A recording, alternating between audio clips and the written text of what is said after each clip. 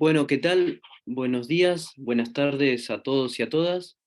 Un placer estar nuevamente aquí en la última conferencia de este ciclo de monarquías policéntricas.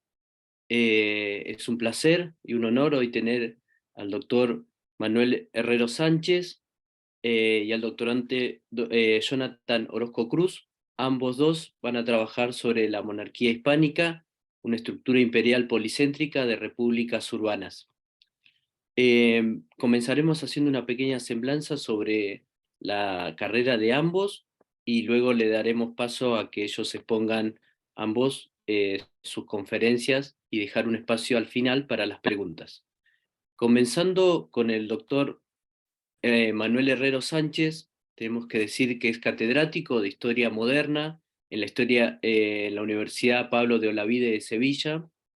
Su investigación se centra en el enfoque comparativo de la historia de las repúblicas mercantiles de los Países Bajos y Génova, y en la compleja constitución de la monarquía hispánica. Otras áreas de investigación incluyen la historia atlántica y los modelos de expansión europea. Ha publicado una gran cantidad de artículos y capítulos de libros. Entre todos ellos mencionamos uno, el libro editado por él, Repúblicas y republicanismos en la Europa moderna, siglos XVI al XVIII, publicado por el Fondo de Cultura Económica en el año 2017. En el caso de Jonathan Orozco Cruz, él es estudiante doctoral de la Universidad Pablo de Olavide. Su investigación aborda las redes transnacionales de comercio de esclavizados, en particular los asientos de negros. Entre sus artículos y capítulos de libros realizados señalamos el producido en el año 2021, llamado Barroso, Porcio y Coimas, redes y entramados mercantiles en la articulación de los asientos de negros de finales del siglo XVII, 1675-1692. Dicho esto, pasamos ahora al doctor Manuel Herrero Sánchez para que exponga su conferencia. Darles la bienvenida nuevamente a todos. Doctor, tiene la palabra. Pongo el micrófono, voy a proceder a compartir.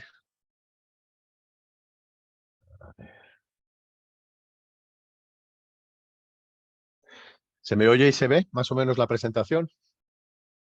Perfecto. Pues estupendo. Pues ante todo, muchísimas gracias al grupo de Macrohistorias por invitarnos a nosotros dos a participar en esta sesión y en esta reflexión sobre el volumen que ya tiene 10 años, 11 años de Polycentric Monarchy.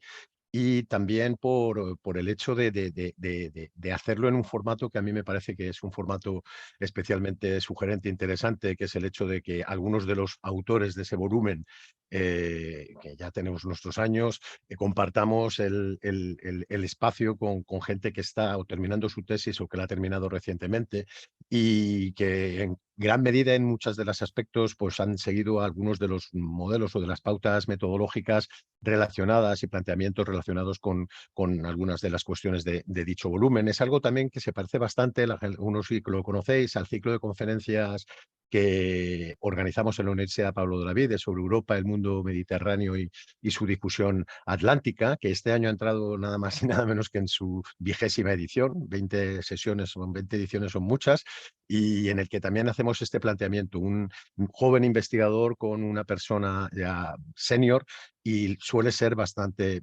interesante el contraste y la intercambio de ideas en este formato. Voy a seguir más o menos las indicaciones que José Sobarzo me dijo. Tenemos como 25 o 30 minutos cada uno de los proponentes, y que antes de empezar a hablar sobre el título de la conferencia y el proyecto que acabamos de terminar, que es justamente Rex Publica, este proyecto de la monarquía hispánica como una estructura imperial policéntrica de repúblicas urbanas, ¿no?, en el que hemos participado 30 investigadores de distintas nacionalidades, del que yo dirigía y que acaba de concluir en diciembre del año pasado, aunque están saliendo todavía, muchos de los resultados están en proceso de salir. Pero antes de ello, hacer unas verdaderas reflexiones en honor a la propia estructura o a la temática de este seminario sobre el origen de este volumen, ¿no?, de Polycentric Monarchy, ¿no?, que se publicó en Sussex Academic Press. No es una de las grandes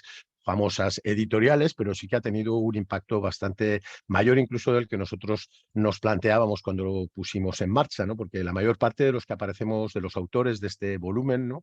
Éramos gente nacida casi todos a finales de la década de 1960 y que habíamos tenido carreras académicas bastante diferentes y en espacios geográficos muy diferentes, y sí que caracterizado, por lo menos en el caso de los españoles, de una manera muy evidente con respecto a las generaciones que nos habían precedido, porque empezamos a realizar largas estancias fuera de España, ¿no? Y nuestras carreras se desarrollaron en muchos casos, en el de José Javier, por ejemplo, en París. En mi caso, yo hice la tesis en el Instituto Universitario Europeo de Florencia, luego estuve en el Instituto Croce de Nápoles, previamente había estado en la Universidad de Lieja, luego acabé en la Universidad de Leiden, en el Instituto de Expansión Europea, y por lo tanto teníamos una manera un poco diferente, una carrera académica que nos permitió establecer unos lazos bastante sólidos con colegas de universidades europeas y de universidades americanas, y basta ver el índice de los autores, ¿no? Son, pues, veis que hay franceses, portugueses, italianos, españoles, mexicanos, brasileños, ¿no? Lo que yo creo que facilitó mucho el acercamiento al análisis de las monarquías ibéricas, de la monarquía hispánica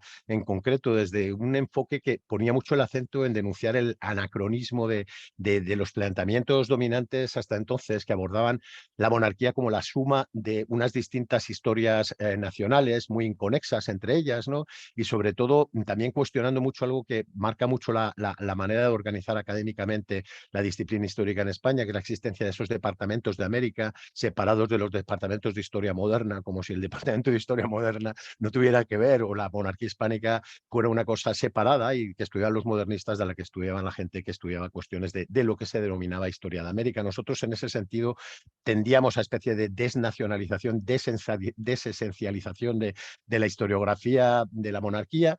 Y yo creo que tenía también mucho que ver con las fuentes y con la combinación de documentación que mirábamos. El hecho de estar fuera nos había hecho acercarnos, en mi caso, pues a los archivos italianos, a los archivos belgas, a los archivos holandeses, pero luego todos volvíamos y teníamos una especie de espacio muy importante para todos nosotros, que era el Archivo General de Simancas, esa especie de agregación de documentación procedente de todos los territorios de la monarquía. En el 18 los Borbones, en una de sus cosas, pues separaron la parte americana, pero es bastante ridículo. Hay mucha documentación americana también en el Archivo General de Simancas, y ahí en contacto con una persona que nos marcó a todos muchísimo, que era la que era la jefa de sala por entonces, Isabel Aguirre Landa, a la que le hemos dedicado este volumen que ha salido recientemente a finales del año 2021, ¿no? Los mundos ibéricos como horizonte metodológico, dedicado a ella, porque verdaderamente ella fue un elemento interesantísimo, fundamental, ¿no? Y también otra persona que estaba siempre en la sala y que escribe el epílogo del libro de Policente y Monarchy, que es Alberto Marcos Martín, porque en cierto modo esa especie de espacio común en el que convergíamos y coincidíamos en las salas del archivo de Simancas también nos marcó mucho, abrió muchas discusiones y a una manera de entender la monarquía como una especie de compuesto de distintos centros y desde distintas perspectivas, ¿no? Luego otro elemento que yo creo que también marcó mucho la aparición de este volumen y que tiene mucho que ver con la manera y el enfoque que tenemos es el acto muy profundo que supuso la labor llevada a cabo en el ámbito de la historia del derecho por Antonio Manuel España, por Bartolomé Clavero, que habían sido profesores pues, tanto de Pedro Cardín, de Tamar Herzog, de Jean-Frédéric Schopp, ¿no? Y sobre todo sus planteamientos sobre el complejo andamiaje institucional de las estructuras políticas de antiguo régimen, que estaban muy alejadas de los modelos de soberanía plena e indivisible propio del Estado-nación contemporáneo, y que se caracterizaba más bien por la multiplicidad de corporaciones y de jurisdicciones, en el que el soberano actuaba como una especie de director de orquesta, ¿no? Encargado, digamos, de garantizar el mantenimiento de la equidad y los espacios privativos, los privilegios de cada uno de los cuerpos que conformaban estas complejas repúblicas, ¿no? Planteamientos que al mismo tiempo intentábamos combinar con la necesidad de acercarnos al papel esencial y dinámico de los agentes locales, observándolo sobre todo desde el ámbito de lo local y el papel de la agencia en la toma de decisiones, en las estrategias de cooperación, de competencia, derivadas de la pertinencia a una misma estructura política que operaba a escala global, ¿no? Se trataba, por lo tanto, de territorios,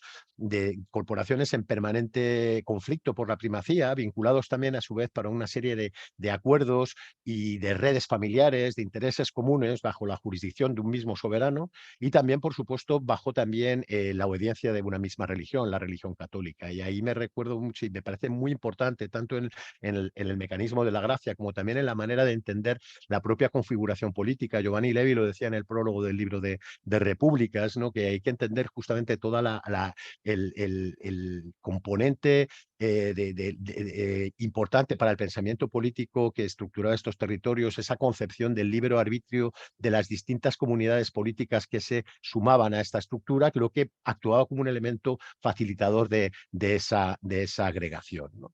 En gran medida, nuestro planteamiento, y a veces se ha descrito a veces muy marcadamente de esta manera, ¿no? Parecía que no se adecuaba más bien a lo que eran los modelos explicativos dominantes hasta el momento, ¿no? Por una parte, por supuesto, el modelo de monarquía compuesta, ¿no?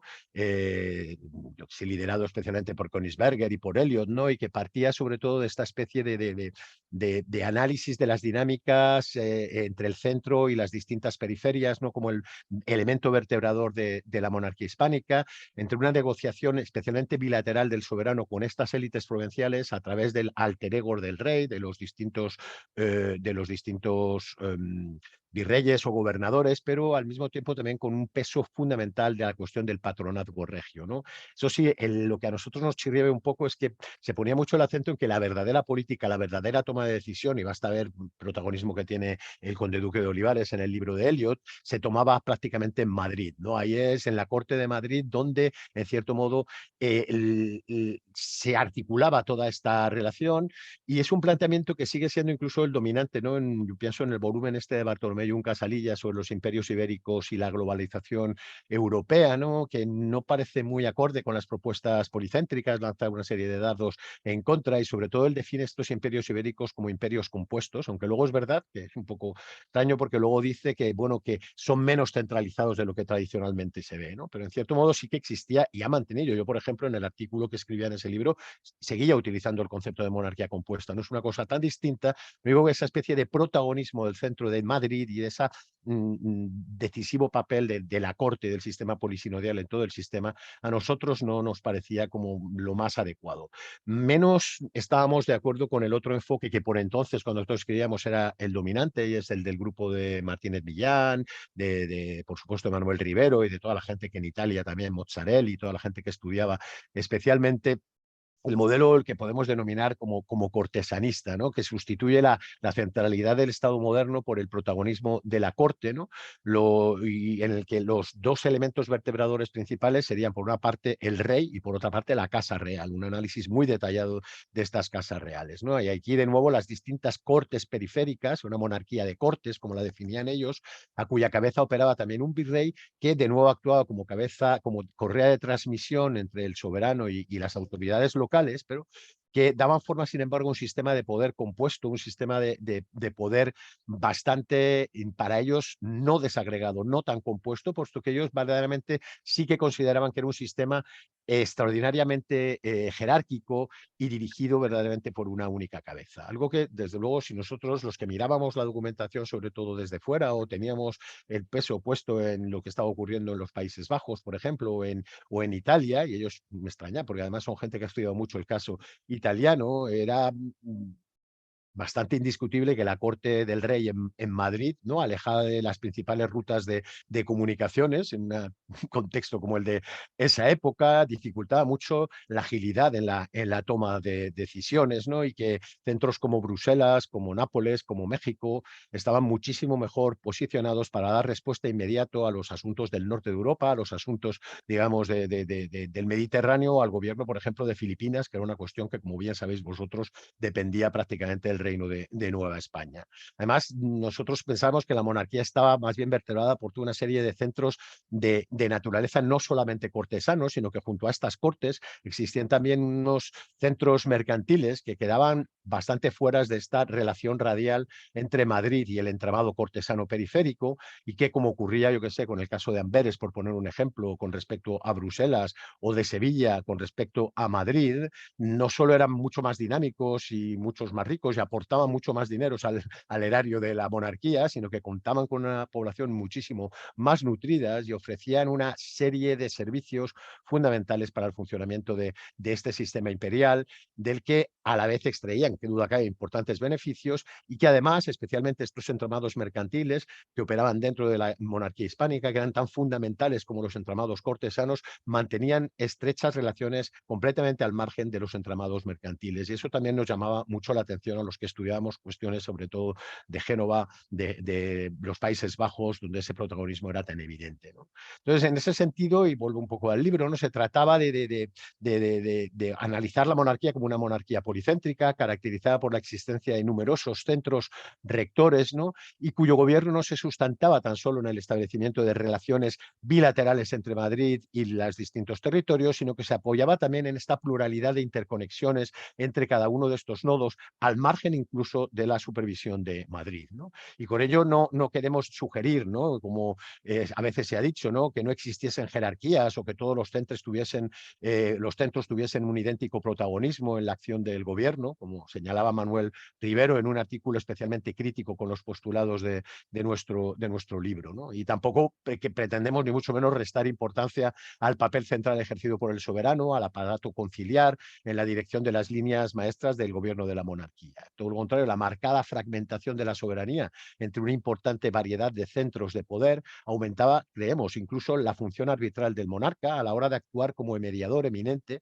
en este permanente proceso de negociación, de rivalidad, de competencia entre las distintas corporaciones y entidades políticas, individuos, entramades familiares que estaban agregados en el mismo sistema imperial, ¿no? Pues estos planteamientos generales, ¿no? Fueron tomando forma en el ámbito de toda una serie de seminarios, de congresos, de conferencias y sobre todo en espacios de expresión y de interacción muy poco formalizados entre nosotros, bastante flexibles. Es verdad que teníamos a la red columnaria como una especie de cobertura general, pero tenía una financiación muy pequeña de un gobierno local español, del gobierno de la región de Murcia. Prácticamente era un repositorio para que cada uno con nuestros distintos proyectos y con enfoques muy diferentes tuviéramos espacios, digamos, para seguir manteniendo espacios de contacto y sobre todo un protagonismo importante lo tuvieron las sucesivas jornadas de historia de las monarquías ibéricas que de forma alterna se celebraban en una ciudad europea y en una ciudad americana, ¿no? Y la última, por ejemplo, ha sido en Zacatecas y ha sido coordinada por el buen colega Juan Carlos Ruiz Guadalajara. Ya es la 27ª, ya estamos en la 17 edición de estas jornadas, ¿no? Y además no en vano fue en una de estas jornadas en las que en 2010 decidimos consideramos que había una cierta necesidad de elaborar un volumen conjunto, de traducirlo al inglés, ¿no? Con el propósito de dar a conocer estos planteamientos. Y ahí está, en cierto, el origen de este volumen. De esta manera, una vez presentado, como me pedíais vosotros, cuál es el contexto en el que surgió para mí la Polycentric Monarchy, simplemente alguna segunda parte de mi conferencia, voy a ser 10 minutos como mucho, sobre los dos proyectos que desde entonces, desde que apareciera ese libro, he liderado, he sido el investigador principal, ¿no? Y en cierto modo con los que he mantenido y mantengo todavía pues, contactos bastante estrechos con muchos de los que han participado, muchos de ellos como Pedro Cardim o Tamar Herzog han formado parte de estos proyectos y también, por ejemplo, investigadores de formación, Jonathan Orozco, me imagino que lo contará luego, él también ha formado parte de ambos proyectos, ¿no? El primero de ellos, el que denominábamos Polycentric States, ahí lo tenéis, fue entre 2014 y 2018. En él planteamos nuestro objetivo, siguiendo un poco las pautas y la línea de Polycentric Monarchy, hacer un análisis, sobre todo un enfoque de una narrativa diferente, ¿no? En el proceso de construcción estatal europeo, haciendo un análisis que introduciendo agentes distintos, repúblicas, distintos modelos de monarquías y sobre todo cuestionando que la clasificación clásica entre modelos republicanos o dinásticos o entre absolutismo y parlamentarismos no era interesante y para nosotros era más interesante contraponer, digamos, lo que podíamos denominar modelos de soberanías únicas y con una tendencia hacia la centralización a sistemas con soberanías múltiples, con soberanías compartidas, ¿no? Porque como bien decía Koselleck, entre el siglo XVI y el siglo XVIII, el Estado y la soberanía, lejos de converger en un proceso agregativo que conduciría inevitablemente al Estado nacional totalmente homogéneo, como una vía única y además inevitable, ¿no? Conformaron, a nuestro modo de ver, formas de articulación muy diferentes, sustentadas en la vitalidad de tejidos urbanos muy densos, ¿no? Que explicaban además la persistencia y el peso de lo local y el predominio de los modelos policéntricos en las zonas que eran más urbanizadas en el continente. Fruto de este proyecto fue el libro que mencionabas antes, José, ¿no? Repúblicas y republicanismos en la Europa moderna, en el que apostábamos por este análisis entrecruzados entre repúblicas y sistemas dinásticos, con los que se establecían estrechos relaciones de articulación y de dependencia, ¿no? Al objeto, además, de observar la pluralidad de los lenguajes republicanos, incorporábamos en nuestro análisis a repúblicas normalmente consideradas como secundarias, entramados como las ciudades hanseáticas, la ciudad de Lucca, la ciudad de Génova, que por su dependencia con la monarquía se la veía en una posición de inferioridad con respecto a las grandes repúblicas holandesas, venecianas o de los cantones suizos. Les poníamos juntos, y también otras realidades también mixtas, de naturaleza como mixta, ¿no? Como el Principado de Transilvania, o la propia monarquía hispánica, que por primera vez, en un capítulo que yo le dedicaba en este libro, empezamos a definir como un agregado imperial policéntrico de repúblicas urbanas, ¿no? Se trataba también, en cierto modo, de cuestionar el enfoque prevalentemente atlántico y anglosajón postulado por la escuela de Cambridge, ¿no? Y en torno al republicanismo, que además, desde nuestro punto de vista, se sustentaba en el establecimiento de esquemas binarios un poco simplistas, ¿no? De nuevo, monarquías, repúblicas, absolutismo, parlamentarismo, arcaísmo, progreso, ¿no? Y como, por ejemplo, se pone muy claramente de manifiesto en un volumen en esta línea, ¿no? Uno por autores fantásticos como, por supuesto, Martin Prack, Thomas Mason y Andre Hollenstein, ¿no? Este análisis comparado entre la República de las Provincias Unidas y de la República de la Confederación Helvética, pero en el que en el prólogo sustentaban y mantenían esa visión de, por una parte, espacios dinásticos muy coercitivos y, por el contrario, espacios autónomos, espacios urbanos muy descentralizados, ¿no? Lo que de todas maneras es curioso, ¿no? Observar desde nuestro punto de vista, y ahí un poco era la contradicción de esto, y por hecho de meter a la monarquía no en el primer grupo, en la categoría de arriba, sino en la categoría de abajo, es que si observamos muchos de estos componentes que para ellos son propios de la alternativa republicana, basta ver, pues no lo sé, elevadas tasas de urbanización, marcada fragmentación territorial, notable grado de autonomía local, fuerte competencia entre los distintos dominios, dificultad para aplicar barreras proteccionistas en favor de un territorio sin perjudicar al resto, o sobre todo la fuerte presencia de todo tipo de redes transnacionales, de mercaderes, burócratas que operaban y que vertebraban estos sistemas, no son privativos solo de las Provincias Unidas ni de las Confederación Helvética, sino me parece que describen bastante bien, a mi modo de ver, la propia naturaleza de la monarquía hispánica. Y aquí surgía justamente el proyecto que acaba de terminar en diciembre del año pasado, y este proyecto, la monarquía hispánica, el proyecto Rex Publica, aquí tenéis a los miembros, ya éramos bastante más personas, ¿no? En el que analizábamos la compleja estructura imperial hispánica entre los siglos XVI y XVII como un agregado imperial de naturaleza policéntrica, en el que las ciudades actuaban como el principal espacio de negociación y de reactualización de los consensos entre el soberano y la multiforme agregación corporativa que operaba en el ámbito local, como acreditaba, por ejemplo, la propia naturaleza esencialmente urbana del proceso de expansión en América. La ciudad, como Civitas, se veía como el método más adecuado para incorporar nuevos territorios conquistados, de convertir a los indígenas, por ejemplo, a la buena policía, asegurar el orden entre los propios españoles, ¿no? La monarquía hispánica la entendíamos como esta especie de agregación de ciudades, ¿no? Que a su vez formaban espacios políticos híbridos que, como muy bien ha visto Jorge Díaz Ceballos en su libro Poder Compartido, el análisis de la formación de las ciudades de Panamá, construían en parte, hasta cierto punto, compartían y construían el poder político con el monarca en sus propios territorios, ¿no? El proyecto se articulaba en todas líneas que no me da tiempo en este momento a ver, lo podéis ver, por supuesto, en la web que os he puesto. Sobre todo colaboraba con otros proyectos, dos proyectos europeos, uno liderado por Mafalda Soares, el Resistance, que supongo que conoceréis, ¿no? En el que queríamos ver justamente el objetivo 3, ¿no? Cómo la ciudad era el ámbito fundamental de reactualización de consenso y también de protesta en gran medida, o también el proyecto Discompose que dirige Domenico Cecere desde la Universidad de Nápoles, en el que analizábamos justamente la gestión descentralizada y el papel fundamental de los ámbitos locales en la gestión de las catástrofes, por poneros un ejemplo, o también una visión importante de las relaciones exteriores, de la diplomacia desde abajo, con la colaboración con el grupo RISC de la Universidad de Padua, en el que, en cierto modo, intentábamos ver la importancia también del papel local en la configuración de fronteras, en las relaciones exteriores, en el papel o en la acción diplomática y en otras de los temas que aparecen, como veis ahí, que de todas maneras tampoco tenemos tiempo, ¿no? Lo que es evidente es que lo que veíamos es que la monarquía, en cierto modo, albergaba en su seno algunos de los más dinámicos entramados urbanos del momento, es decir, y que la ciudad aparecía como este espacio de representación, de identidad colectiva, en cuyo interior se agrupaban, en gran medida, se definían las distintas corporaciones, ¿no? Ya lo había dicho Lomperrière para el caso de México y nos parecía una línea muy, muy interesante. Se trataba, por lo tanto, de ciudades que se integraban en el conjunto, además, de manera desigual,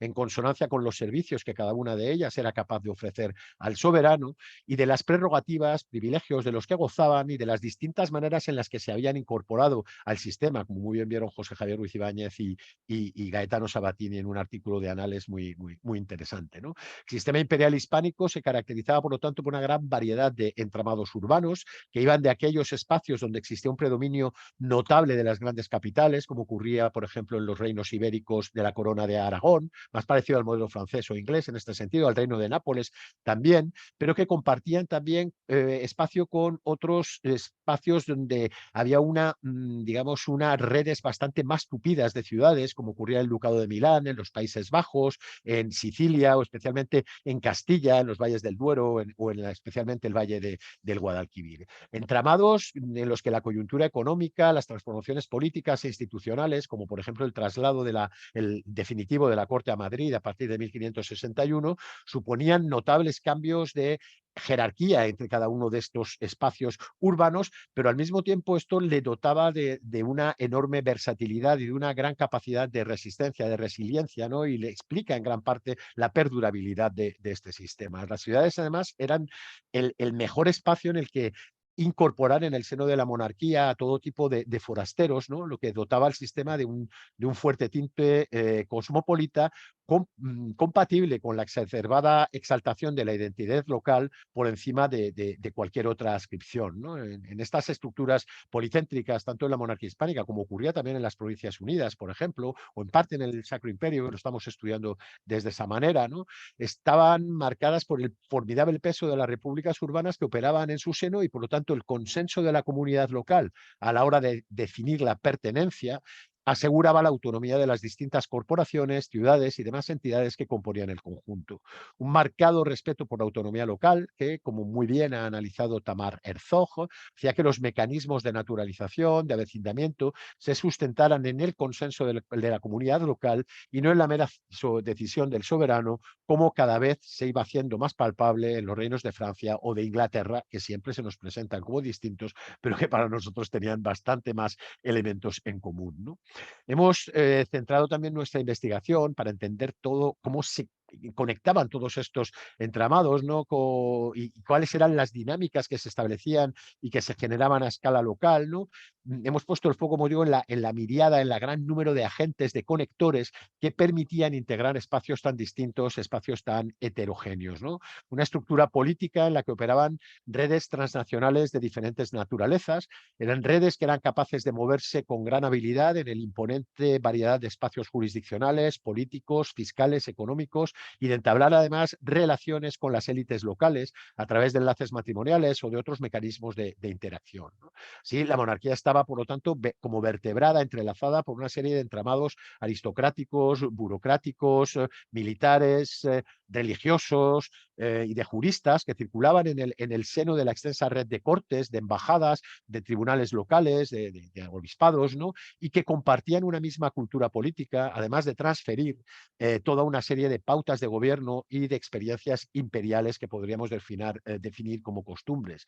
Pero como decíamos antes también, y para nosotros es clave y fundamental, entablaba también la monarquía, estaba entrelazada también por toda una serie de entramados que podríamos decir de otro tipo, de naturaleza eminentemente mercantil, de naturaleza eminentemente financiera. Eso lo analizábamos con Clemens Kaps, un miembro del proyecto, en el libro sobre conectores comerciales y marítimos, más general, pero centrándonos también en algunos casos de la propia monarquía, ¿no? Que actuaban además en espacios geográficos diferentes e interconectaban otros nudos urbanos, ¿no? Como acreditan también, esto es otro trabajo que llevamos a cabo, las nutridas y abigarrados tejidos familiares genoveses que operaban en los principales puertos de la monarquía y sobre los que ha seguido estudiando muy profundamente Yasmina Ben-Yessef, como veremos luego, ¿no? Como ha señalado Oscar Helderblom para el caso de las ciudades flamencas, ¿no? En la gobernanza relacionada con el comercio en la Europa moderna se aplicaba a nivel municipal y no nacional o estatal, como pretende la teoría institucionalista, ¿no? Que toma como ejemplo el caso británico después de la Revolución Gloriosa, ¿no?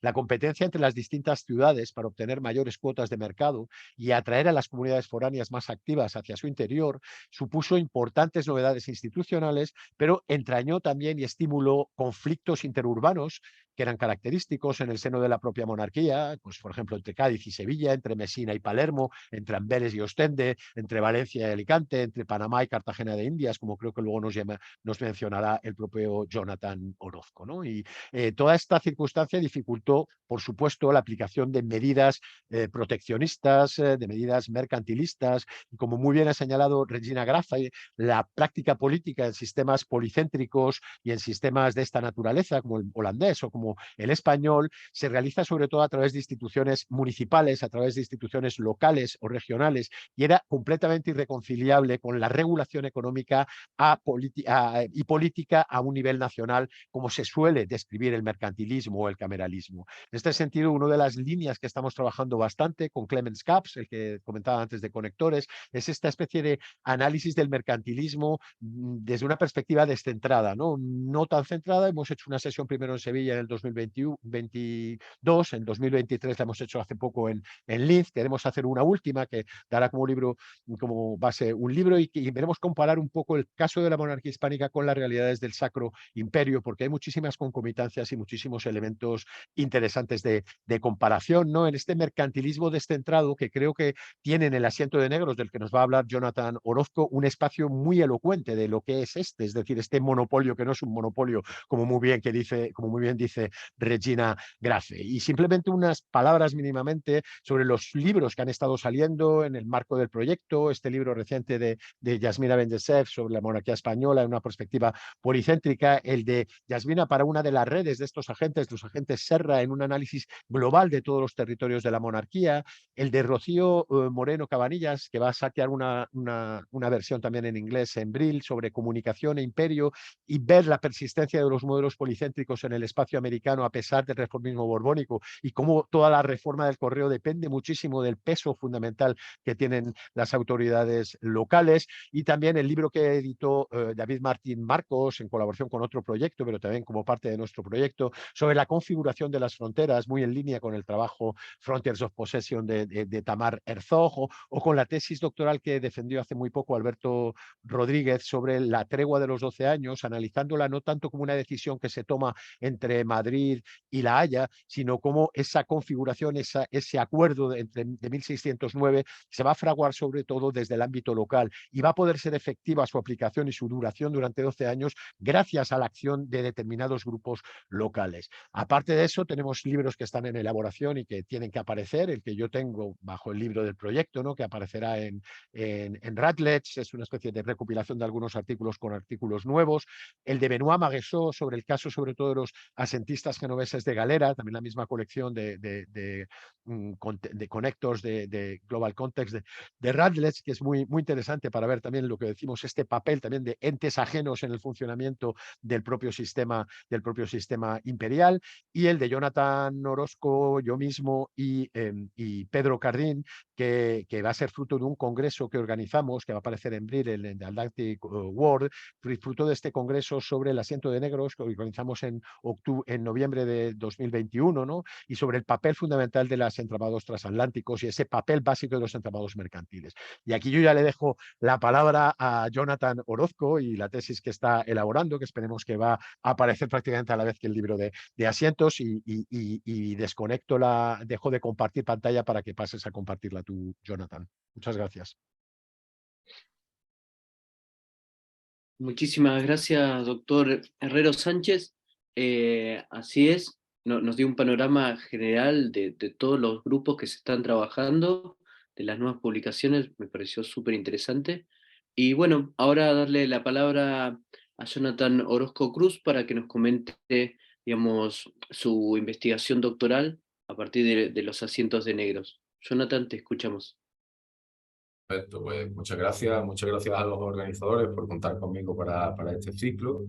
Y quiero decir que para mí, además de un placer estar aquí, es también un honor, ¿no? Lo que nos trae, ¿no? El libro de Polycentric Monarchy. ¿Por qué? Porque hace 10 años yo era alumno de grado, el segundo curso de grado, en la asignatura de Historia Moderna, que tuve la suerte de tener como profesor a Manuel.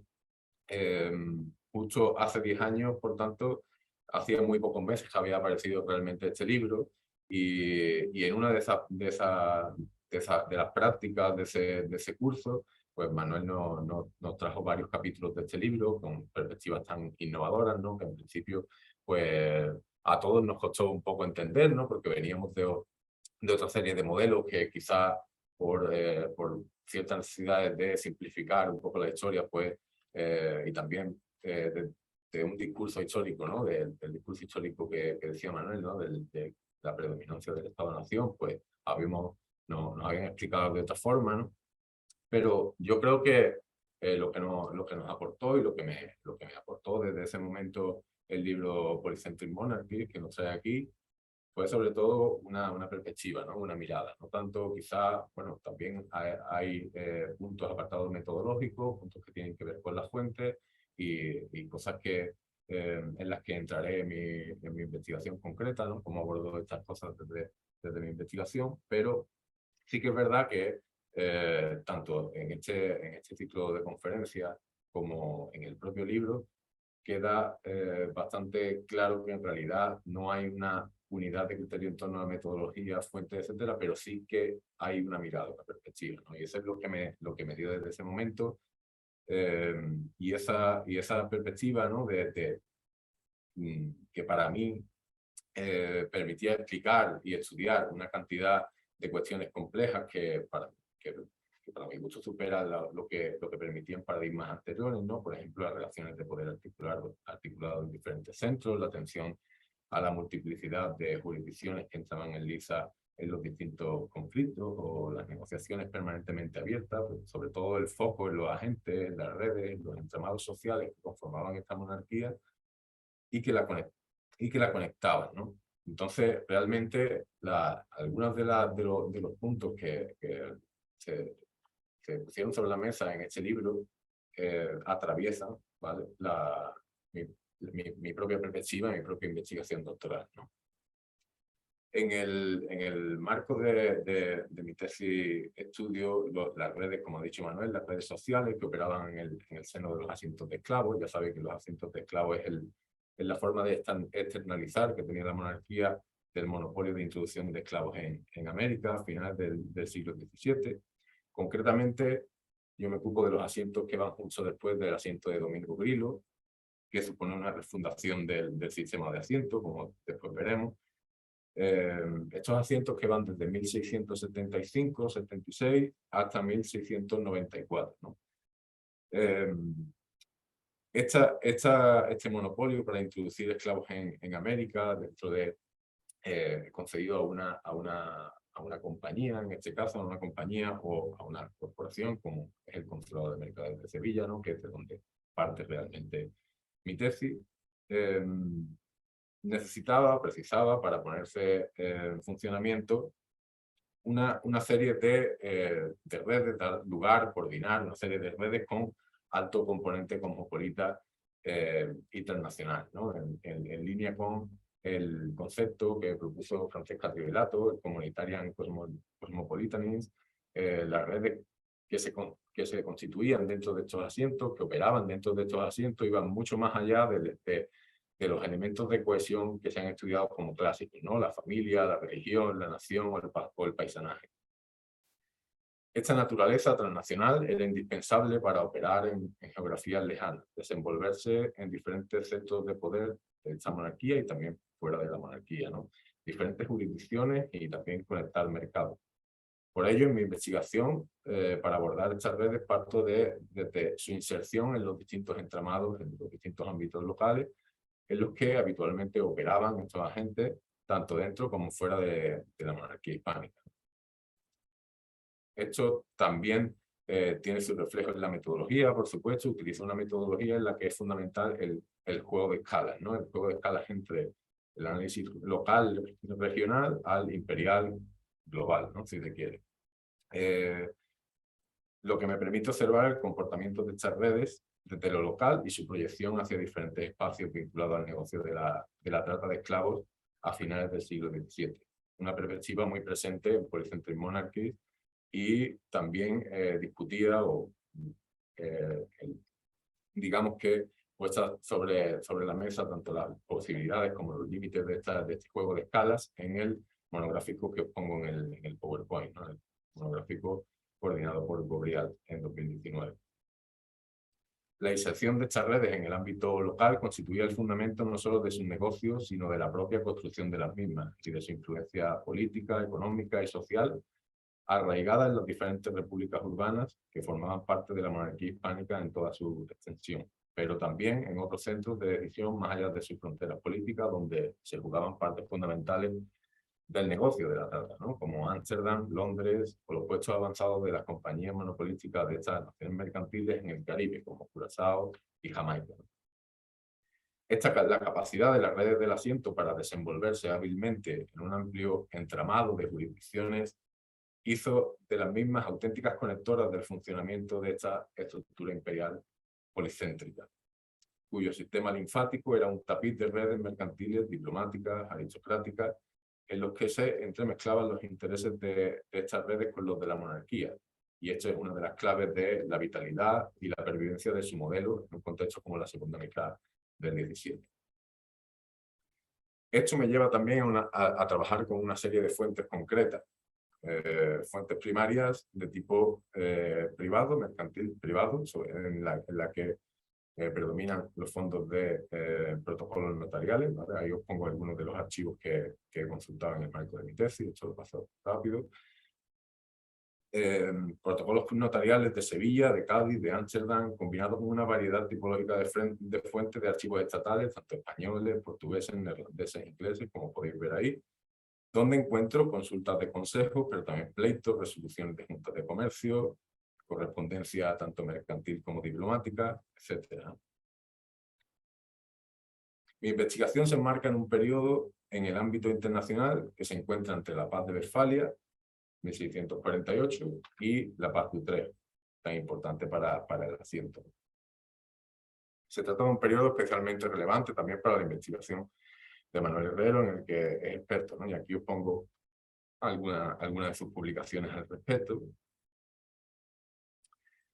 En estos años, la monarquía hispánica, como bien estudia él en diferentes artículos, reconfigurará su política comercial y económica en función de una serie de acuerdos diplomáticos internacionales que incluirán acuerdos con las diferentes naciones mercantiles interesadas en los circuitos comerciales de la monarquía, analizando la participación de estas en el tráfico con Indias.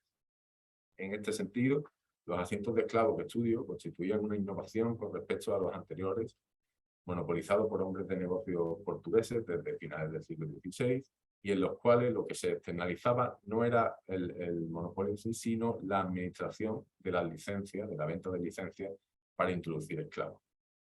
Los asientos inaugurados por Domingo Grillo, a partir de 1662, que se firma, se está negociando, y en 1663, que entrará en vigor, tuvieron un carácter de estanco, de monopolio, que recaía exclusivamente en su compañía mercantil. Por tanto, este monopolio no podía ser legalmente dividido ni subcontratado. En mi investigación me interesa, por un lado, en la constitución de los asientos de esclavos como una institución privilegiada en el comercio con India. Esta iba más allá del contrato firmado entre el monarca y los particulares en los que se externalizaba, que podría ser visto, bueno, como algo episódico, ¿no? Algo que pasaba con muchas otras cosas, pero no es el caso del asiento de esclavos. En el caso del asiento de esclavos es algo sistemático. La continuidad del sistema de asientos hizo que la obtención del contrato fuera una vía de negociación permanente con los órganos de poder de la monarquía hispánica, logrando fundamentalmente dos cosas. Uno, la consolidación de un acceso privilegiado al comercio con Indias, ampliando paulatinamente las prerrogativas de los asentistas y sus agentes. Dos, la canalización de la participación extranjera en el comercio con Indias por parte de la monarquía hispánica, obteniendo una renta fija anual del tráfico de esclavos, pero también una serie de servicios que iban mucho más allá de hecho. Por ejemplo, los relativos al asiento de dinero, asiento de construcción naval o la defensa de diferentes espacios indianos por parte de las redes del asiento. Un proceso envuelto en negociaciones y renegociaciones constantes que a finales del siglo XVII cristalizó en un sistema a través del cual se fiscalizaba una parte del tráfico de esclavos, así como de otros productos que se movían en dichos circuitos y que solían escapar del control administrativo de la monarquía por la preponderancia del contrabando. Y al mismo tiempo le permitía a la monarquía integrar a una buena parte de las redes sociales más dinámicas del momento en los circuitos comerciales, diplomáticos y políticos de la propia monarquía. Esta vía privilegiada de acceso al comercio con India era aprovechada a través del asiento por hombres de negocios castellanos, italianos, neerlandeses, flamencos, portugueses, franceses e ingleses, los cuales conformaban una serie de redes mercantiles transnacionales y transimperiales superpuestas, capaces de articular un flujo comercial del calado del asiento de esclavos con América, ¿no? Que necesitaba la coordinación de diferentes puntos, de diferentes centros. Además, estos espacios de negociación entre los órganos de poder a distintos niveles y las redes sociales implicadas en el contrato de esclavos fueron un dinamizador de la economía hispánica durante la segunda mitad del siglo XVII, que es otra de las claves de la resiliencia de este sistema político. Asimismo, en el marco de mi tesis, estudió un doble proceso, ¿no? en la cuestión de las redes mercantiles que están en ellas. Antes os pongo esta diapositiva en la que pongo los principales referentes de este estudio de los asientos en el final del 17 hasta hace muy poco, es decir, el artículo de Irene Wright es de principios del siglo XX, el trabajo de Marisa Vega Franco es de los años 80 del siglo XX y el recién salido y para mí es el mejor estudio sobre este tema, el libro de Alejandro García Montón, ¿no? Salió bastante Aules. En el marco de mi tesis, estudio un doble proceso para las redes sociales que operan en el seno de estos asientos, que son en realidad dos caras de una misma moneda. Lo que últimamente se ha conceptualizado como competición, es decir, la mezcla de palabras entre cooperación y competición, o cooperación competitiva, es decir, concepto bastante ilustrativo de la colaboración desarrollada por estas redes sociales en contextos y mercados de competición como dos partes fundamentales de la acción de las mismas. Y este doble proceso estuvo detrás del modelo empresarial que Juan Barroso, Nicolás Porcio, ahí os lo señalo, y Baltasar Koopman establecieron al menos desde finales de la década de 1670, y a efectos prácticos les permitió monopolizar el tráfico legal de esclavos y los contratos de asientos durante 15 años, ¿no? Hasta 1694. Modelo que al final terminó agotándose por desgaste a principios de la década de 1690. En cuanto a la construcción de las redes en en este primer espacio del que parto, es decir, como he dicho antes, es un viaje de ida y vuelta en el que parto de la vertiente atlántica europea y voy hacia el Caribe, después vuelvo. En lo que respecta a los espacios y la geografía en los que se desarrollan estos procesos, primero parto de un foco local regional, ¿vale?, conectado entre Europa y América, y este viaje parte de Cádiz, de una serie de viajes que se hacen, y de Cádiz como ese eje vertebrador, como ese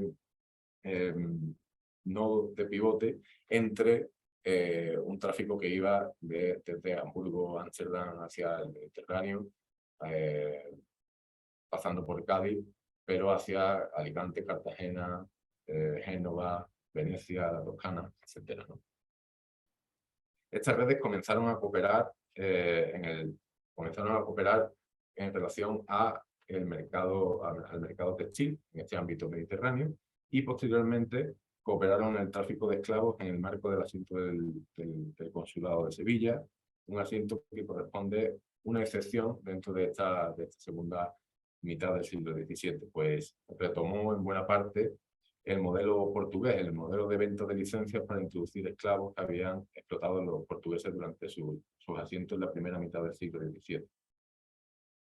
Porcio y Koyman, que eran los que estaban detrás de las primeras propuestas de Juan Barroso del Pozo al consulado, emprendieron una experiencia piloto en el marco de este asiento del consulado, es decir, compraron una serie de licencias que debió parecerles bastante rentable, pues en el 1679 subieron su apuesta y compraron, a nombre de Juan Barroso, a efectos prácticos, el 60% del asiento, es decir, 6.000 toneladas de las 10.000 que tenía concedidas el asiento para introducir en invierno. Entonces, esas cuestiones las he tratado en 2 capítulos del libro, que también os pongo ahí, por si os interesa profundizar. Introducir 6.000 toneladas era realmente una empresa difícil, y más contando con solo 2 años, pero le sirvió para posicionarse como futuro asentista de esclavos y abrir una vía de negociación preferente con la monarquía. A partir de este momento, algunos agentes que hasta entonces habían jugado un papel muy relevante en el tráfico de textiles en el Mediterráneo fueron resituados en diferentes nodos claves del comercio transatlántico de esclavos. Sin embargo, estos constituyen realmente una parte muy pequeña de las redes del asiento, aunque sin duda son los agentes de mayor confianza de los titulares y de sus financiadores, ¿no?, de Porcio y de Koymans. Porcio y Koymans constituyen las redes del asiento, sobre todo captando a una serie de agentes claves que en ese momento ya operaban en el ámbito caribeño, muchos de ellos contrabandistas, y que a efectos prácticos manejaban el negocio en América. Por ejemplo, sefardíes de Curazao o una parte importante de las oligarquías locales, puertos como Cartagena de Indias, Veracruz, Portobelo, Panamá o Lima, algunos de ellos relacionados también previamente con los negocios que el asiento de Grilo y Domenín había tenido en la región. Y de esta forma se insertaron en los mercados caribeños de la mano de redes que ya operaban en dicho ámbito, y no de redes construidas por ellos. Las redes del asiento eran un conglomerado de redes transnacionales, transimperiales, con algunos intereses comunes y otros dispares. En mi tesis me pregunto acerca del funcionamiento de estas redes de colaboración, los consensos en los que se basa dicha colaboración, los constructos y bagajes relacionales y económicos en los que se fundamentan, así como los elementos de coordinación y resolución de conflictos que las hacía resistentes, que las hacía perdurar durante esos 15 años, al menos. Frente a una concepción clásica que tiende a estudiar redes familiares, nacionales o religiosas, atribuyéndoles a priori mayor coherencia y fortaleza en sus vínculos, mi investigación se enfoca en estas redes transnacionales que controlan una parte del negocio del tráfico de esclavos. La trata era imposible de monopolizar por una sola de estas categorías relacionales, es decir, por una sola familia, por redes religiosas, por redes de nación o por una compañía. Por lo que la colaboración entre competidores, tanto en el ámbito caribeño como en el europeo, era fundamental. Las redes del asiento basaron su colaboración en una serie de elementos como el capital social, del que habla Lamikis en el libro editado por Capps y Herrero, y que os pongo ahí. La reciprocidad, las estrategias de group augmentation o la autoorganización, temas que estudia, que trabaja desde hace muchos años Ana Crespo, y de los que también os pongo ahí alguna publicación. En este sentido, salvar las distancias o cuestiones como el problema del agente principal, el conocido el problema del agente principal, va más allá de las jerarquías, aunque estas existen dentro de las redes o de la capacidad o va más allá de la capacidad de los factores del asiento para canalizar la información hacia o desde los titulares a los distintos puntos de la red. Implica en realidad una vuelta de tuerca más, es decir, el planteamiento es quién es en cada momento el agente de quién es el principal en estos entramados mercantiles que operan, entramados sociales, no solo mercantiles, que operan en los asientos de esclavos a finales del siglo XVII. Desde luego, este agente principal no era el titular del contrato, o por lo menos no siempre, no en todas las circunstancias. No puede serlo cuando la mayor parte de las decisiones que afectan al negocio del tráfico de esclavos se toman a miles de kilómetros de distancia y en plazos muy cortos, los cuales precisan de flexibilidad, rapidez. De ahí que los asentistas colocaran a agentes de su máxima confianza en el ámbito caribeño para salvar las distancias, pero siempre tratando de cuidar las dinámicas preexistentes para que la acción de estos agentes no parezca una agresión a la autonomía de la red, o que el hecho de que a partir de 1683 Nicolás Porcio decidiera establecer su centro de operaciones en Panamá también es muy significativo de eso. Precisamente, la injerencia de agentes nombrados por los asentistas acabó afectando a los equilibrios de las redes en el ámbito indiano. Una de ellas fue el propio viaje de Porcio que os menciono en 1683. Los intentos de controlar en mayor medida lo que sucedía en el ámbito caribeño, después de una serie de sucesos que perjudicaron a los titulares del contrato, abrió una brecha importante en dichas redes en las que jugaron un papel fundamental la capacidad de estas de influir en centros de poder locales como Cartagena o Panamá, y las propias dinámicas de competición que había entre estos centros urbanos indianos. Cartagena y sus gobernadores, más alineada con los intereses de las élites de Curazao y los neerlandeses. Panamá, por su parte, el presidente de la audiencia, que parece más favorable a un mayor equilibrio entre Curazao y Jamaica en el Caribe. La realidad, aunque era mucho más compleja de hecho que os acabo de decir, porque en ambas ciudades existían lobbies que presionan para uno u otro lado, es que la realidad es que las decisiones se estaban tomando ahí, ¿no? Parte de las decisiones que iban a afectar tanto a la titularidad final como al propio negocio. Esta competición abierta en las redes del asiento a partir de estos desequilibrios tuvo su resonancia en el ámbito europeo, ¿no? Y ahí emprendo el viaje de vuelta hacia Cádiz y después que acabará también en la corte. Al tiempo que se desarrolla esta feroz competición en el Caribe, se estaba jugando otro partido en Cádiz, Sevilla, Ámsterdam y Madrid, para tratar de influir en distintos centros de poder a través de redes mercantiles, diplomáticas e incluso eclesiásticas e nobiliarias. Por ejemplo, en los Estados Generales de las Provincias Unidas, en la Compañía Occidental Neerlandesa o en la Corte de Madrid. Ambas caras de las redes sociales que operaban en estos asientos, la colaboración y la competición, la capacidad de canalizar en diferentes momentos los desacuerdos o articular consensos, tanto desde el seno de las redes como por parte de la monarquía hispánica, son cuestiones claves para abordar la resiliencia no solo de las propias redes del asiento de esclavos, sino también de la propia monarquía durante el reinado de Carlos II. Así como la fortaleza de la monarquía estaba en el escrupuloso respeto a la autonomía local, en el papel de mediador y capacidad de negociación, las redes del asiento, transnacionales como politas, pasaban su fortaleza en elementos similares, la capacidad de integrar y de canalizar diferentes intereses, la operatividad en las distintas jurisdicciones y la coordinación del negocio para llevarlo a buen puerto y alimentar los elementos de cohesión. En estas dinámicas, las redes del asiento implicaron no solo a mercaderes o hombres de negocio o como agentes o factores, sino también a diplomáticos como Francisco Schonenberg, de los que también Manuel habla en este artículo que presento, o Manuel Belmonte. Eclesiásticos también, como el deán de la Catedral de Cádiz, el nuncio papal en Madrid, el confesor del rey o el obispo de Cartagena de India. Este obispo, uno de los principales rivales del gobernador de la propia ciudad. en este periodo que estudio. También en cargos oficiales como el gobernador de Cartagena, el presidente de la Real Audiencia de Panamá o el alcalde mayor de la Puebla, que es uno de los agentes del factor Juan de la Parra en Veracruz. Todos ellos participaron de una u otra forma en este doble proceso, tanto de colaboración como de competición. Entre 1686 y 1694, la prevalencia de la competición en el seno de las redes del asiento acabaría por dar al traste con el modelo de organización empresarial y de negocio que Porcio y Coimans habían mantenido al menos desde 1679 en el tráfico de esclavos.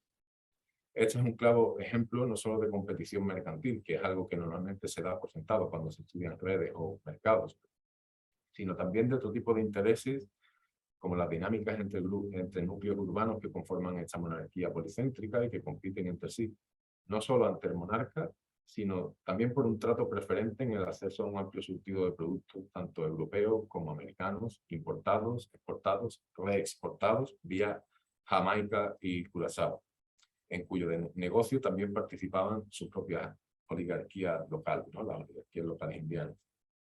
En este sentido, el éxito o fracaso del asiento de esclavos estuvo siempre condicionado a su capacidad de cooptación de estos agentes locales y después a la de mantenerlos orientados hacia un objetivo común, pese a sus diferentes intereses.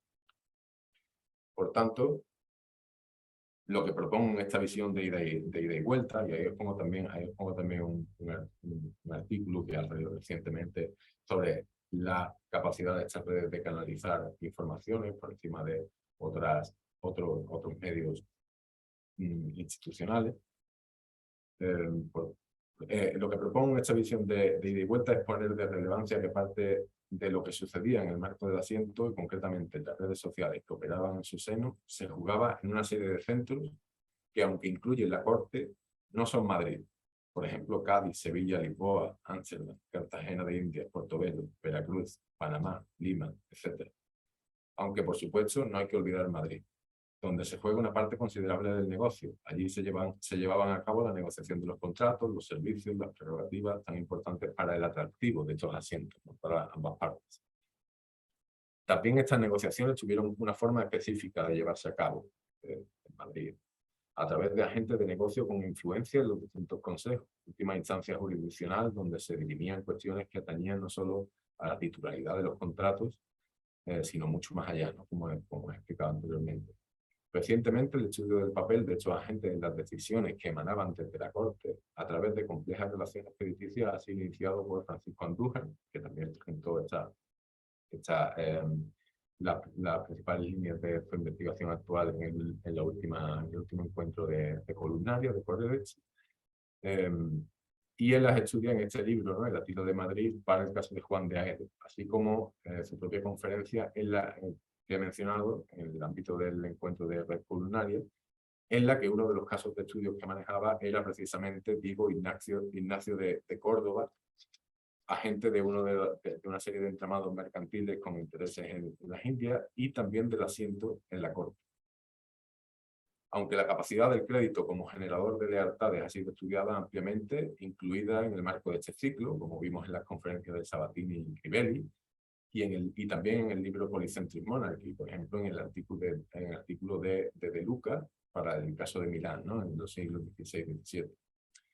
Otra forma de influir en estos consejos en el marco de los asientos de finales del siglo XVII fueron las redes eclesiásticas que incluían al deán de la Catedral de Cádiz, el nuncio papal o el confesor del rey, quienes a partir de 1686, con la concesión del contrato a Baltasar Coimans, este era neerlandés, no natural y además protestante, quisieron mover la voluntad del rey para restaurar el contrato a Nicolás Porcio, a quien Coimans se lo había arrebatado en una campaña de desprestigio orquestada desde distintos ámbitos geográficos, que partía del Caribe hacia las Provincias Unidas y finalmente también a Andalucía, y que se jugó también en el ámbito de la corte, ¿no?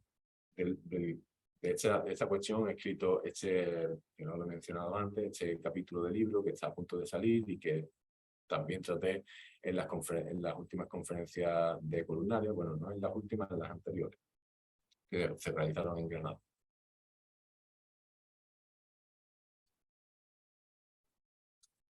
Para terminar, Las redes del asiento eran un entramado realmente denso, no solo de agentes, también de intereses y relaciones sociales complejas. A veces los distintos resortes e influencias eran activados en beneficio del negocio, según la estrategia marcada por los titulares o los agentes del asiento, pero en otras ocasiones no era así, pues el buen funcionamiento del mismo dependía de una serie de dinámicas y equilibrios que estaban permanentemente en negociación. Grosso modo, mi investigación se ocupa de todas estas cuestiones sin perder de vista que redes como esta eran auténticos conectores de la monarquía hispánica, un entramado de repúblicas urbanas también con intereses comunes y dispares, arbitrado desde las distintas instancias jurisdiccionales. Precisamente la capacidad de la monarquía hispánica de canalizar y hacer partícipes a este tipo de redes internacionales puede hacer que nos replanteemos los discursos relativos a la decadencia o el atraso de su modelo, en línea con una serie de planteamientos en los que se investiga dentro de los distintos nodos de red columnaria y Coredex 2, y en los proyectos del Gobierno de España en los que he tenido el placer de participar, que lidera Manuel Herrero, que él ya ha mencionado, y vuelvo a mencionar, Polycentric State, el primero, y Rex Publica, el que acaba de terminar, en el marco de los cuales se han ido presentando excelentes resultados de investigaciones directamente relacionadas con la monarquía policéntrica, el policentrismo y toda esta serie de debates que abre el libro que nos trae aquí.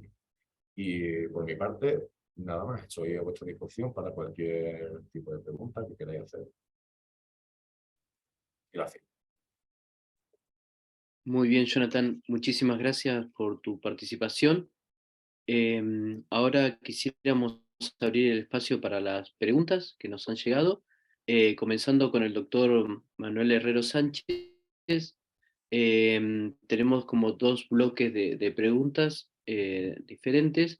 En el primero de ellos, más relacionado con su trabajo sobre las repúblicas urbanas, Maximiliano Camarda pregunta si no encuentra que los estudios sobre la América hispana están poco explorados desde la perspectiva policéntrica, y si considera que las tendencias que se encuentran en Europa podrían ser similares en América, por ejemplo, en relación a la importancia de las ciudades. A eso podemos agregar otra cuestión, que si en América, tal vez a excepción de algunas pocas ciudades, el resto tenía poca población y un desarrollo menor en el siglo XVII en comparación con Europa. Y que dice pregunta cuál es el marco temporal del estudio policéntrico de las repúblicas urbanas, porque también desde este punto de vista pareciera existir temporalidades distintas para el caso americano, europeo, y si queremos pensar también en los dominios orientales de la monarquía. ¿Algún tipo de repúblicas indianas y europeas? Eso por un lado, pregunta.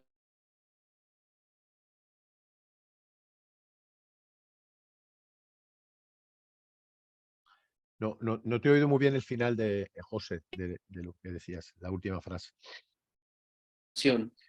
Esta última parte. Sí, se ha quedado como entrecortado. No sé si es a mí o a todo el mundo. Yo no lo he oído bien. Sí, yo tampoco lo he oído. Vale. Ok, lo repito por si hay La algún... parte final, sí.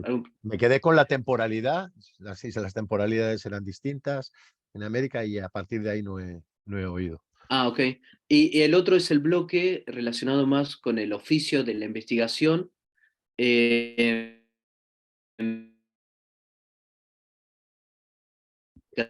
Se está volviendo a trabar, ¿cierto?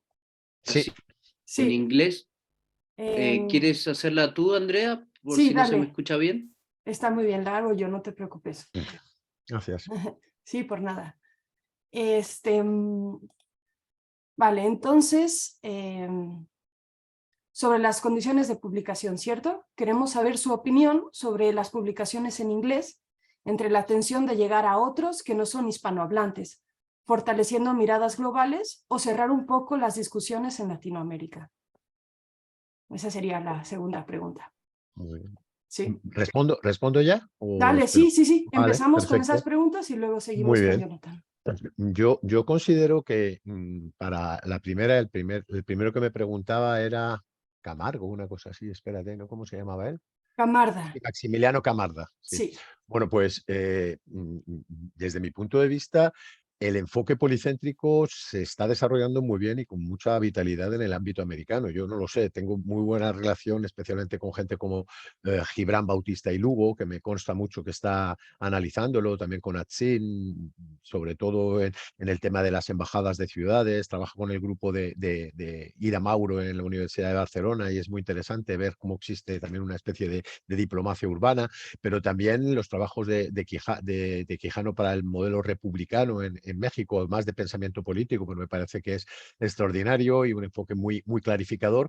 Y por supuesto los trabajos de que también fue profesor, yo creo que está jubilado ahora ya, que es Óscar Macín con José Javier Ruiz Ibáñez, la historia mínima de las monarquías ibéricas, y un trabajo precioso que también en el Colegio de México me parece que se publicó, la incorporación de las Indias a la monarquía. Creo que ahí tiene unas trabajos comparativos con los modelos distintos que ocurre con un artículo de Bernardo García fantástico también sobre la incorporación de pequeñas ciudades de indios. Creo que los trabajos que está haciendo Ana Díaz Serrano, por ejemplo, sobre las repúblicas de indios, me parece que son muy interesantes, y esa versión comparada que hace, por ejemplo, entre la República de Murcia y la República de Tlaxcala, creo que están ahondando mucho en esa línea. En Argentina los trabajos de Darío Barriera también me parece que son muy interesantes por el ámbito de la multijurisdiccionalidad. Yo creo que se ha nutrido muchísimo de esta visión, y también no solo por parte de americanos, ¿no? Sino también de gente que desde España, como citaba antes a Jorge Díaz Ceballos, me parece que está aportando un enfoque muy interesante en línea con los trabajos que hizo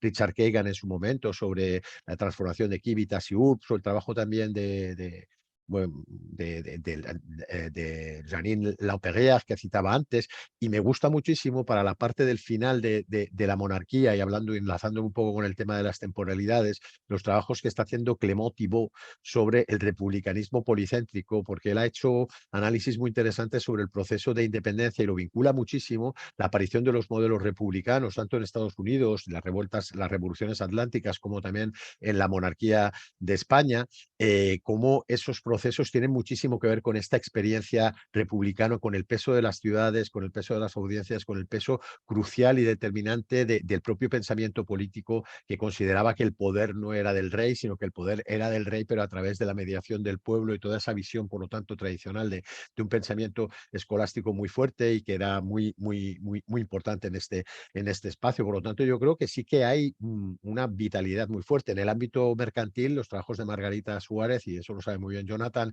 sobre las redes mercantiles en Lima, me parecen fantásticos. Los de Cañeque también para la parte más del espectáculo y de la parte del ceremonial. Es decir, yo creo que sí que hay enfoques interesantes, ya están apareciendo monográficos y artículos muy buenos, y que hay muchísima vitalidad.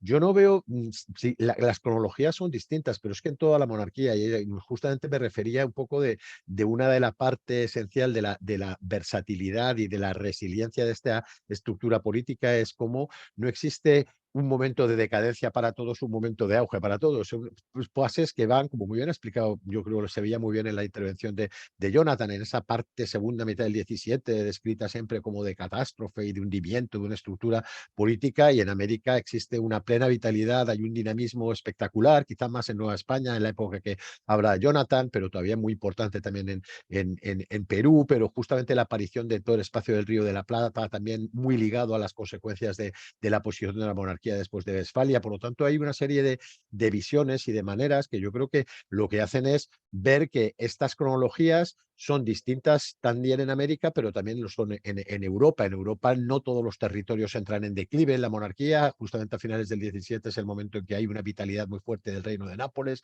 o del Principado de Cataluña, mientras que sí que el Valle del Duero va sufriendo una especie de pérdida de vitalidad por esa tendencia a la periferización de la economía castellana. Por lo tanto, vemos que esos niveles o esas cronologías son muy diferentes en cada uno de los espacios de la monarquía, y que eso es precisamente uno de los elementos de la fuerza de este sistema, ¿no? Por lo tanto, me parece que son fundamentales.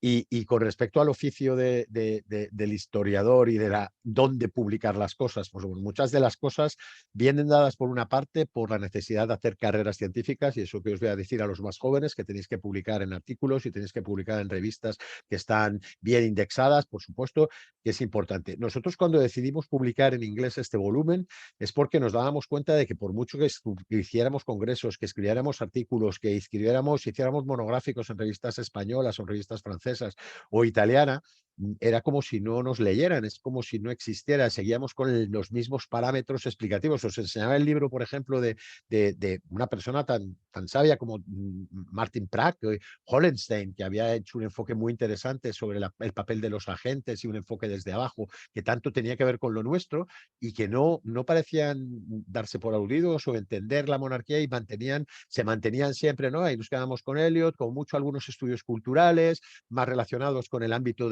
norteamericano, pero era muy difícil. Sí, Tamar Herzog conseguía entrar, pero porque ella escribía en inglés y porque estaba... Y fue en parte ella también la que nos animó, vamos a hacerlo un poco algo en inglés conjunto de las cosas para ver si tiene un cierto impacto. Y sí que en parte lo tuvo, pero no es suficiente. Y luego sabemos que nosotros seguimos publicando en inglés.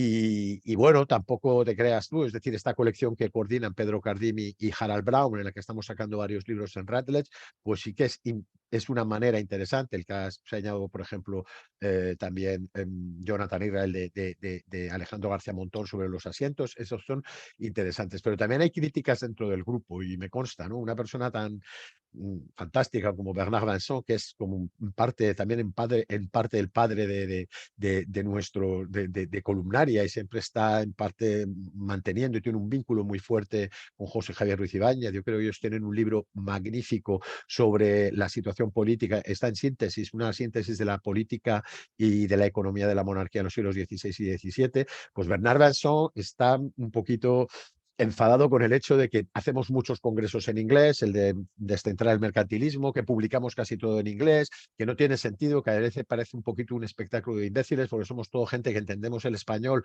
que tenemos el español y el portugués o el italiano como vehículos de transmisión y acabamos hablando entre nosotros en inglés.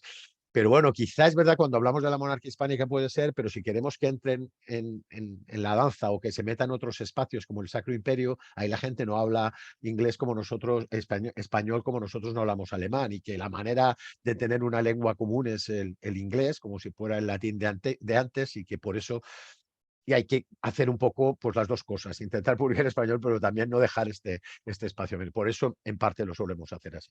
Y perdón, quizá he hablado mucho. No, estuvo perfecto. Muchas gracias, profesor Herrero. La verdad es que este es un gran dilema, ¿cierto? Porque, claro, nosotros queremos competir hablando nuestro idioma original. De hecho, las fuentes primarias son también en castellano y al final tenemos que escribir en inglés para poder darnos a conocer. Yo creo que es algo que atraviesa no solamente el siglo XVII, el XVI y el XVIII, como lo que ustedes trabajan, sino también a otras temporalidades, ¿no? Pero bueno, es uno de los grandes retos que tenemos desde la Academia Hispanohablante. ¿Cierto? Bueno, muchas gracias, profesor. Voy a pasar a las preguntas que están dirigidas hacia Jonathan y luego voy a hacer una última pregunta que es para ambos, ¿de acuerdo? Entonces, bueno, Jonathan, muchas gracias por tu presentación. Tengo aquí dos preguntas. La primera tiene que ver específicamente con los sujetos históricos, es decir, estos sujetos históricos que tú estás estudiando, te preguntan cuál es la visión que tienen tus agentes en relación a los mercados de las Indias, es decir, un poco cuál es su experiencia, su mirada, su percepción sobre estos mercados. Y la segunda pregunta tiene que ver sobre el análisis que realizaste y si podías ampliar un poco más acerca de cuáles crees tú que sea el mercado más redituable para estos agentes que has estudiado, ¿no? Entonces, bueno, aquí te piden un poco que profundices o que nos puedas contar más explayadamente sobre estos mercados. Vale, gracias. Sobre los sujetos históricos y cuál era la visión de los mercados americanos de estos sujetos. En parte, lo que he intentado decir es que buena parte de estos sujetos en realidad eran americanos, estaban allí, eran indianos. Entonces, eran gente que ya controlaba el negocio allí. Entonces, ellos conectan con una serie de redes, entramados europeos, pero en realidad ellos son muy celosos del mercado que ellos mismos controlan. Y al mismo tiempo, ¿no? los titulares del asiento, si es que esa es la pregunta, ¿no? ¿Qué perspectiva podían tener los titulares del asiento desde Cádiz o Sevilla? de los mercados en América? Pues creo que sorprendería, que nos sorprende el conocimiento que ellos mismos tienen y la conciencia de que en realidad ellos pueden penetrar en esos mercados relativamente. Es cierto que ellos invierten ya previamente, antes del asiento, invierten en el marco de la carrera de Indias y demás, en productos americanos y la exportación de productos europeos hacia América, pero cuando se van a ocupar del asiento de esclavos, tienen muy claro que hay, digamos, parcelas de poder a los que ellos no pueden llegar y donde hay ya otros agentes que son los que realmente manejan el tráfico y el negocio, ¿no? Entonces, esa mirada, esa perspectiva se puede ver, por ejemplo, en la correspondencia, ¿no?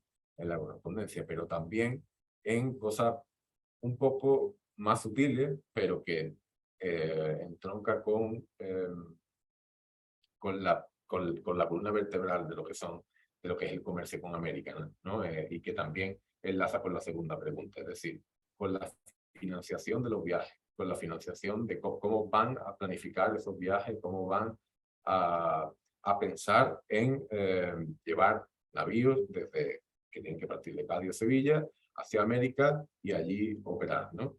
Entonces, claro, cuando vas a las escrituras notariales, que son archivos privados, donde ves mucho más de lo que aparentemente se ve en los archivos estatales, te das cuenta que en elementos, en instrumentos como las obligaciones a riesgo, como los poderes para cobrar en Indias, ellos tienen muy claro qué parcelas no pueden tocar. Y entonces, en estas obligaciones a riesgo, por ejemplo, muchos de ellos no incluyen el Caribe. No incluyen el Caribe. ¿Por qué? ¿Porque le dan la espalda al Caribe? No, todo lo contrario, porque saben perfectamente que esos navíos cuando llegan allí tienen que cargar mercancías y que hay un negocio allí que depende de otra gente y que financia otra serie de personas. Entonces, no pueden entrar en esas parcelas. ¿Por qué? Porque el asiento y las redes del asiento funcionan en torno a esta serie de equilibrios y negociaciones, ¿no? Y dinámicas que he tratado de explicar. Y con respecto a lo que puede dar más réditos dentro del asiento, realmente eso es algo muy complicado de ver, porque calcular qué beneficios hay en un viaje esclavista es muy complicado. De hecho, creo que no hay un cálculo fidedigno a día de hoy, ¿no? Entonces, esto es difícil. ¿Qué puede dar más rédito? ¿Un viaje esclavista o la mercancía que va junto a los esclavos en esos viajes esclavistas? Hay que tener en cuenta que cuando en el marco de estos asientos se está traficando con personas esclavizadas, se está traficando con seres vivos. ¿De acuerdo? Entonces, evidentemente, eso afecta directamente a la rentabilidad del asiento. ¿Por qué? Porque pueden morir, ¿de acuerdo? En el viaje, o pueden ponerse enfermos, o pueden, no sé, perder una mano, lo que fuera, ¿no? Entonces, ¿qué es más rentable? ¿Un viaje esclavista o un viaje que lleve un navío esclavista que lleve, además de esclavos, muchas más mercancías, ¿no? Pues evidentemente, lo más probable es que la mercancía sea mucho más rentable que el esclavo, que la persona esclavizada. Aquí se da una cuestión dentro de los asientos que yo estudio y que no se da en otros, y es que en el periodo que yo trabajo, el tráfico, el asiento de esclavos se fiscaliza por toneladas de navío y no por piezas de India, no por esclavos, no por individuos introducidos en América. Entonces, al fiscalizar por tonelada de navío, en realidad da al oficial real, digamos, le da igual cuántos esclavos traiga. Lo que le importa es cuántas toneladas tiene tu navío y en base a esto vas a fiscalizar. Por tanto, eso abre una vía enorme de contrabando de mercancías, ¿no? Porque, que afecta también a la rentabilidad. Pero ya digo que es muy complicado decir qué parte del negocio es el más rentable. Es cierto que estas mercancías es posible que fueran una forma de asegurar la rentabilidad de esos viajes esclavistas, ¿no? De hasta cierto punto cargamos el navío con mercancías y esto nos cubre la rentabilidad del viaje, y lo que ganemos por los esclavos es un plus, realmente. No es lo principal. Pero bueno, son líneas que habría que explorar más detenidamente. Muchas gracias, Jonathan. Bueno, vamos con la última pregunta, que es una pregunta, la verdad, bastante amplia, pero bueno, si pueden ahí al menos delinear algunas posibles respuestas es suficiente. La pregunta es para ambos, y si quieren empezamos con Jonathan la respuesta y terminamos con el profesor Herrera. La pregunta es, ¿cómo podemos pensar en el marco de los estudios de las monarquías como entes policéntricos y dentro de toda su complejidad, elementos aglutinantes de las monarquías más allá de la autoridad simbólica del rey? Es decir, ¿cuáles son aquellos elementos aglutinantes de las monarquías entendiendo esta monarquía como un ente policéntrico que permitan aglutinar a la monarquía más allá de la autoridad simbólica del rey? Entonces, no sé si al menos tengas algunas líneas de investigación, Jonathan, y cerramos con el profesor Herrera. Sí, bueno, los aglutinantes de estos diferentes centros de poder, de esta monarquía que pues, aparece desagregada en cierta forma, es una cuestión que, bueno, los aglutinantes precisamente, según los planteamientos de Manuel Herrero y de la red culinaria en general, precisamente se basan en esta capacidad de respetar las autonomías, de respetar los conceptos, de que más o menos cada uno se vaya organizando, ¿no? Dentro de sus diferentes centros de poder. Precisamente eso, o paradójicamente, eso que parece desaglutinante es un aglutinante realmente, ¿no? Y la figura del rey, sí, en la última instancia institucional es el árbitro, ¿no? Que regula estas relaciones y esa competición en el seno de la monarquía, pero eso en sí mismo ya es un aglutinante.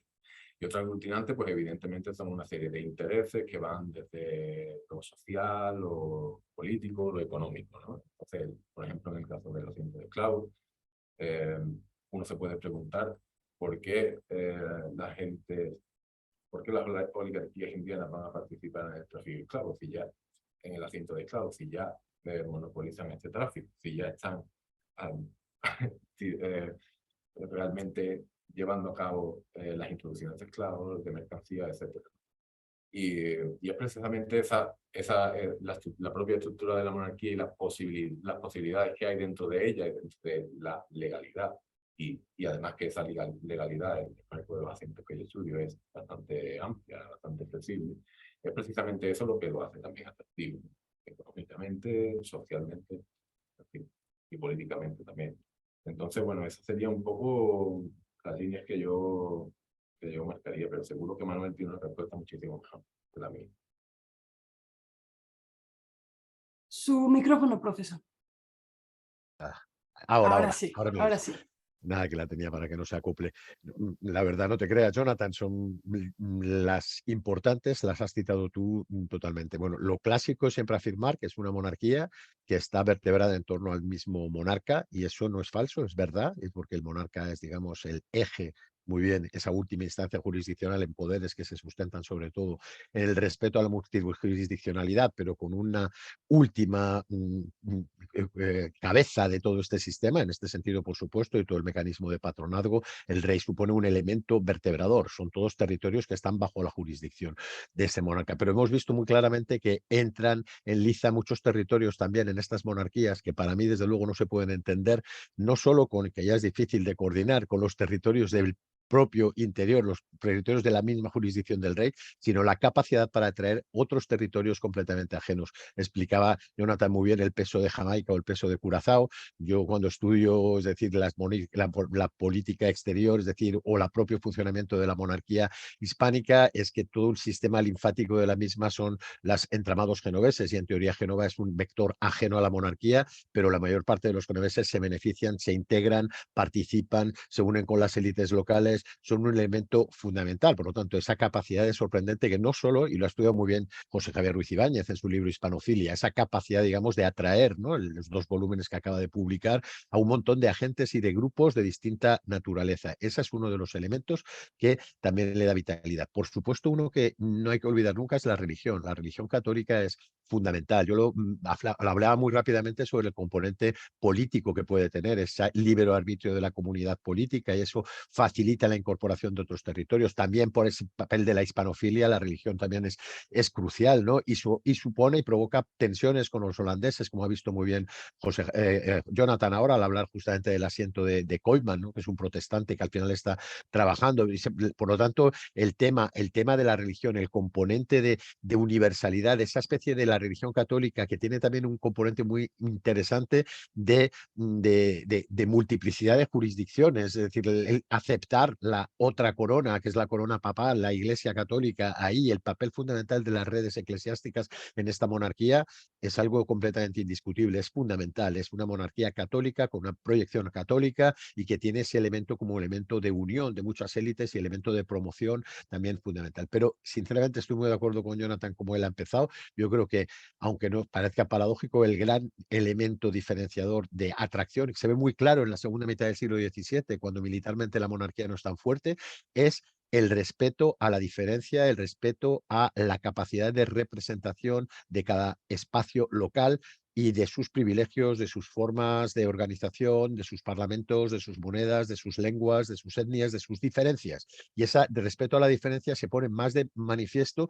conforme empiezan a imponerse modelos de soberanía más centralizada, tanto en Francia como en Inglaterra. Se ven también a través de cómo actúan, por ejemplo, a través de políticas mercantilistas, excluyentes, cosas que no son comprendidas por determinados grupos que prefieren ese modelo de una manera muy evidente y que apuestan claramente por ese modelo. Que ese modelo va a durar mucho más en el espacio americano, porque yo en el espacio americano creo que el modelo policéntrico, aunque todo sea por la distancia, es todavía mayor. El privilegio de la distancia es el mayor, ¿no? Y hace que los Borbones van a tener más difícil. Pero en los territorios europeos de la monarquía se van a desgajar y se van a separar sin no tanta dificultad, porque en efecto no les interesa imponer un modelo a la francesa, contra el que se va a luchar también en Castilla y va a seguir siendo fundamental, digamos, todavía para frenar cualquier tipo de organización. Por lo tanto, el elemento que da mucha solidez y mucha fiabilidad y mucha obediencia al sistema es ese elemento del respeto a la diferencia, que es el modelo característico de los Habsburgo, y la conciencia de que es completamente diferente de la alternativa que se está poniendo en marcha. Y eso se ve muy claro cuando lo comparamos con el Sacro Imperio, es muy interesante. Y por supuesto, lo hemos repetido ahora a lo largo del seminario, todos estos entramados. Son entramados que son de todo tipo de naturaleza, eclesiástica, burocrática, militar, mercantil, con intereses completamente distintos, con nodos urbanos distintos y que son los que entrelazan estos territorios. Son verdaderamente esos intereses y esa competencia entre los mismos los que dan una cohesión muy versátil a toda esta estructura de poder. Y yo creo que con esto ya No, buenísimo. respondo a la Muchísimas. pregunta. Sí, la verdad es que las líneas para seguir investigando esto están, son muy nutridas. Sí, sí, sí. Así que, bueno, pues pasamos entonces a despedirnos. Lo primero que me gustaría mencionar es que esta charla del día de hoy con Manuel Herrero Sánchez y Jonathan Orozco Cruz sobre la monarquía hispánica, una estructura imperial policéntrica de repúblicas urbanas, forma parte de todo un ciclo que planteamos en el equipo de Macrohistoria, tomando en cuenta los 10 años o tratando de celebrar los 10 años de el libro Polycentric Monarchies. En ese sentido, creemos y les damos las gracias no solamente a nuestra audiencia, sino a los profesores y las profesoras, los estudiantes de doctorado que nos acompañaron. Los voy a nombrar rápidamente: José Javier Ruiz Ibáñez, Ana Díaz Serrano, Gaetano Sabatini, Benedetta Crivelli, Tamar Herzog, Marcelo Paulo Correa, Pedro Cardín, Mariana Meneses Muñoz y Manuel Herrero Sánchez y Jonathan Orozco Cruz, que compartieron con nosotros el cierre de este ciclo. Agradezco muchísimo su presencia aquí. Vamos a tener todas las sesiones en línea, van a estar publicadas en YouTube. Las vamos a ir publicando cada miércoles, de aquí a 5 miércoles, en orden como fueron presentadas. Entonces ya está agendado que el siguiente miércoles a las 8 de la mañana en horario mexicano estará en nuestro YouTube. la primera conferencia de JJ Ruiz Ibáñez y Ana Díaz Serrano sobre la hispanofilia más allá de París, y después van a salir las demás cada semana. Les haremos llegar el link en los correos por si, para los que nos siguen ahí, y también en nuestras redes sociales, así que bueno, estaremos en contacto todo este tiempo. Por último, no queda más entonces de invitarlos a seguirnos a nuestras redes sociales y de si tienen algún interés en cualquier tipo de periodo histórico y de enfoque, ya sea cultural, político, económico, pero con una perspectiva global, a publicar en nuestra revista, que cada vez tiene más indexaciones. Próximamente estaremos ya en Latin Index, así que bueno, creo que también es un nuevo lugar y buen lugar para publicar. Les invitamos que nos compartan esas investigaciones que desde, ahora sí, digamos, con el idioma español o el portugués, es un espacio para poder publicar. Ya después platicaremos con los angloparlantes. Y nada, muchas gracias a todos. Y voy a dejar de grabar en este momento.